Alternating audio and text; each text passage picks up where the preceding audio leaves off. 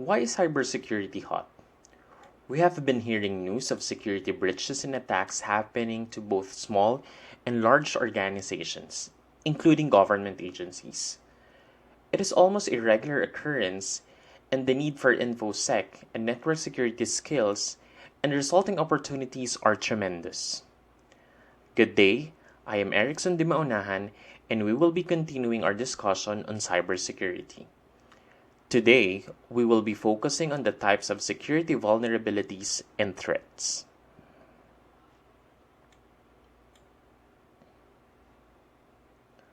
Our objective after the lecture is that we will be able to explain how a security vulnerability is exploited and to identify examples of malwares.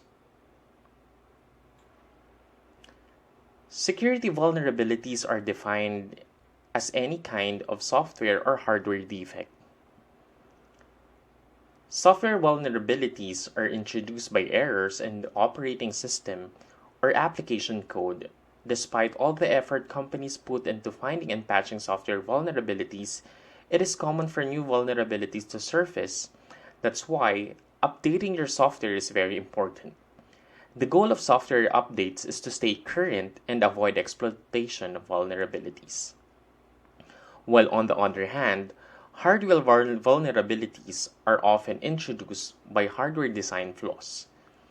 Hardware vulnerabilities are specific to device models and are not generally exploited through random compromising attempts. While hardware exploits are more common in highly targeted attacks, traditional malware protection and physical security are sufficient protection for everyday user. After gaining knowledge of a vulnerability, malicious users attempt to exploit it. An exploit is the term used to describe a program written to take advantage of a common or a known vulnerability. The act of using an exploit against a vulnerability is referred to as an attack. The goal of an attack is to gain access to a system, the data it hosts, or a specific resource. Malware or malicious software is any code that can be used to steal data, bypass access controls, or cause harm or compromise a system.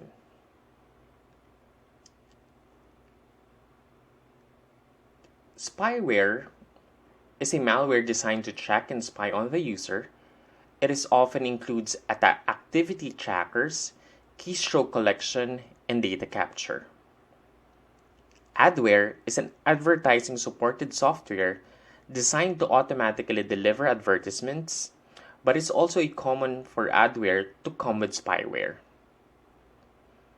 A bot comes from the word robot, is a malware designed to automatically perform action, usually online. One example of a harmful bot is called botnet, which is programmed to wait for commands provided by the attacker. Ransomware is a malware designed to hold a computer system or the data it contains captive until a payment is made. It encrypts the data in the computer using a key unknown to the user. Another type of malware is scareware. This type of malware is designed to persuade the user to take a specific action based on fear.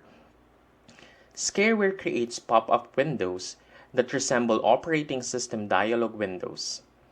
These windows convey forged messages stating the system is at risk or needs the execution of a specific program to return to normal operation.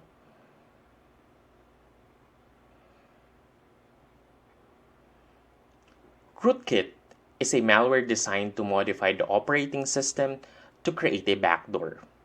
Attackers then use the backdoor to access the computer remotely. A virus is a malicious executable code that is attached to other executable files, often legitimate programs. Most viruses require end-user activation and can activate at a specific time or date.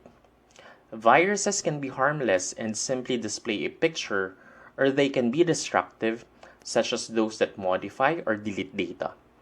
Viruses can also be programmed to mutate to avoid detection. Most viruses are now spread by USB drives, optical drives, network shares, or email. Next on our list is Trojan horse. A Trojan horse is malware that carries out malicious operations under the guise of a desired operation. This malicious code exploits the privileges of the user that runs it.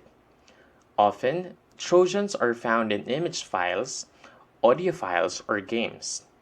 A Trojan horse differs from a virus because it binds itself to non-executable files. Worms are malicious codes that replicate themselves by independently exploiting vulnerabilities in networks. Worms usually slow down networks, whereas a virus requires a host program to run. Worms can run by themselves. Other than the initial infection, they no longer require user participation. After a host is infected, the worm is able to spread very quickly over the network. Worms share similar patterns. They have enabling vulnerability, a way to propagate themselves, and they all contain a payload.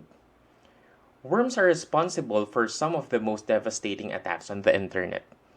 As shown in Figure 1, in 2001, the Code Red worm had infected 658 servers.